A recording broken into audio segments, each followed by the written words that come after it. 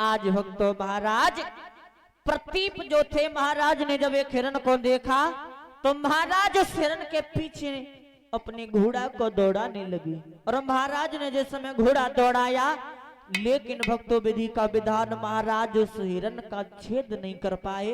और जब धीरे धीरे महाराज घने जंगल में पहुंचे तो महाराज प्रतीप उस हिरण का पीछा करते करते आज पहुंचे कहां पर हैं, गंगा जी के किनारे पर। और महाराज जब गंगा जी के किनारे पर पहुंचे तो भक्तों बताया है, महाराज ने जब आगे को नजर डाली, उसी समय महाराज प्रतीप को गंगा जी के किनारे पर दिखाई कौन दिया, कैसे? अरे गंगा तट पे भूप गए और देखिए नजरी पसारी रे,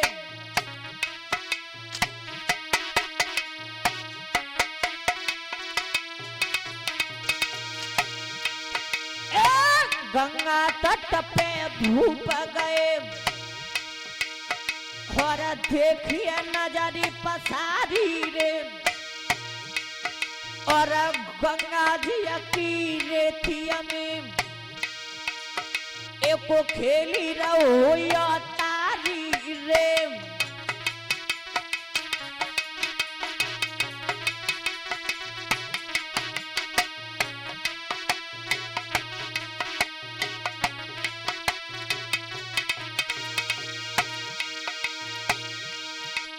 आज ध्यान रखना भक्तों, महाराज प्रतीप जब पहुंचे तो देखा है गंगा जी के किनारे पर एक बारी उम्र का बच्चा उस गंगा जी की रेती में खेल रहा है। उसी समय अरे घोड़ा रोको राजा ने, नए फल की देर लगाई रे, और धूल झाड़ी के निज करते सोना खोला हो उठाई रे।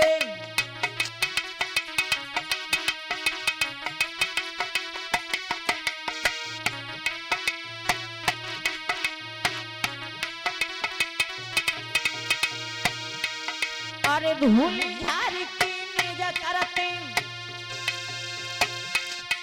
बेटा खोला हो उठाई रे, और होनहार को मेटे जो विधनी कलम चलाई रे।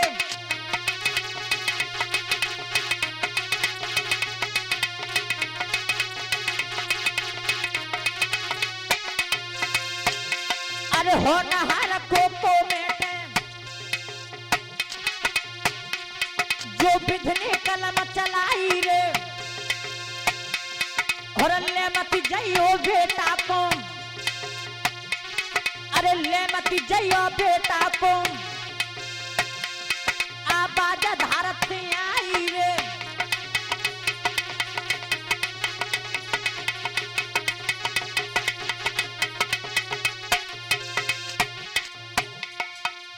जिस समय महाराज प्रतीप ने उस बच्चे को अपनी गोद में उठाया, और गोद में जब महाराज ने उस बच्चे को उठाया तो उन्होंने विचार किया, परमात्मा हमारे तो घर में वैसे भी किसी संतान ने जन्म नहीं लिया, और ये बालक भी हमें अनाथ दिखाई दे रहा है। तो महाराज ने उस बच्चे को उठा लिया, और जब लेकर के महाराज चले, उसी समय गंगा जी की धार से एक आवाज आई, महाराज आप ये क्या कर रहे हो, आप इस बच्चे को ले नहीं जा सकते।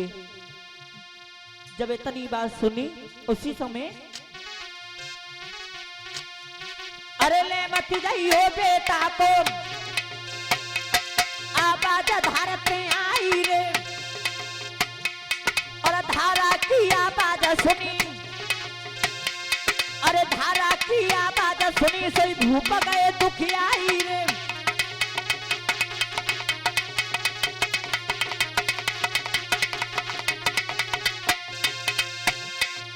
जवाब दिया कि आप कौन हो, हम इस बच्चे को क्यों नहीं ले जा सकते। तो जब इतनी बात सुनी तो गंगा जी की धार से आवाज आई, महाराज आप जो इसे अनाथ समझ रहे हो, उस बच्चे को, ये बालक अनाथ नहीं, मेरा पति है। जब इतनी बात सुनी तो महाराज ने जवाब दिया, तुम्हारा पति? जवाब दिया हाँ। तो महाराज ने जवाब दिया कि तुम कौन हो?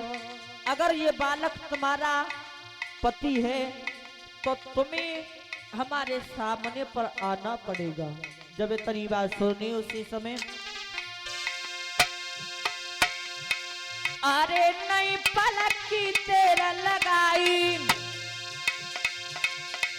और ताई खन गंगा पड़ी दिखाई।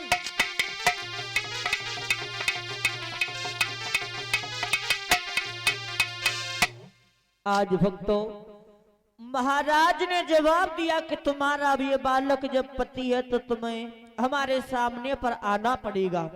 उसी समय गंगा जी जो ही महाराज प्रतीप के सामने पर आई और महाराज के सामने पर जब आई तो जवाब दिया, महाराज हम गंगा जी हैं और ये बालक जिसे आप अनाथ समझ रहे हो ये अनाथ नहीं बल्कि मेरा पति है। जब इतनी बात सुनी, तुम्हारा पति? महाराज हाँ। ये कैसे?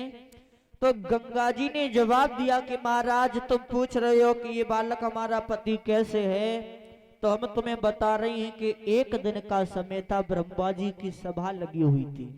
देवलोक में ब्रह्मा जी की सभा लगी हुई थी। तो बड़े बड़े देवता जो भी थे सभी ऊंचे ऊंचे आसन पर बैठे थे और उसी जगह पर के